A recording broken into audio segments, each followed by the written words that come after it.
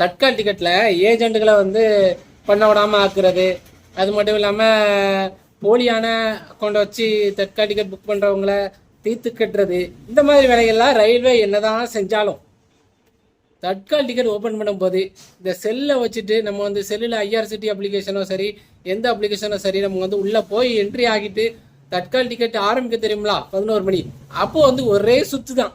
Cell வந்து 5G இருந்தாலும் சரி, 4G இருந்தாலும் சரி, ரொம்ப மோசம். அதுவே கம்ப்யூட்டரில் வந்து ப்ராட்பேண்ட் கனெக்ஷன் வாங்கி அதுவும் 100 MBPS ஸ்பீடு வச்சுருக்கவங்களுக்குலாம் தட்கால் டிக்கெட் கிடைக்காது. 200, 300, 400, 500 MBPS எந்த ஹையஸ்ட் ஸ்பீடு வச்சுருக்காங்களோ அவங்களுக்கு மட்டும்தான் தட்கால் டிக்கெட் கிடைக்குது.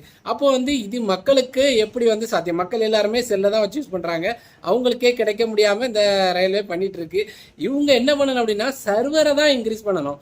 தவிர இந்த போலியான அக்கௌண்ட்டை ஓகே, இது ஒரு நல்ல விஷயம் தான். போலியான அக்கௌண்ட்டெல்லாம் டெலிட் பண்ணுறது மக்களுக்கு ஒரு சான்ஸ் அப்படின்னே சொல்லலாம். ஆனால் இவங்க வந்து சர்வரை வந்து அவங்களோட சர்வரை வந்து இன்னும் பல மடங்கு இன்க்ரீஸ் பண்ணால் மக்களுக்கு டக்குன்னு போயிட்டு யார் ஸ்பீடாக இருக்காங்களோ அவங்களுக்கு கிடைக்க வாய்ப்புகள் இருக்குது, மொபைல்லையா இருந்தாலும் சரி. ஆனால் ரொம்ப அதிகமான இன்டர்நெட் வேகத்தை, அதுவும் மிக மிக அதிகமான இன்டர்நெட் வேகம் வச்சுருக்கவங்களுக்கு தான் தட்கால் டிக்கெட் கிடைக்குது.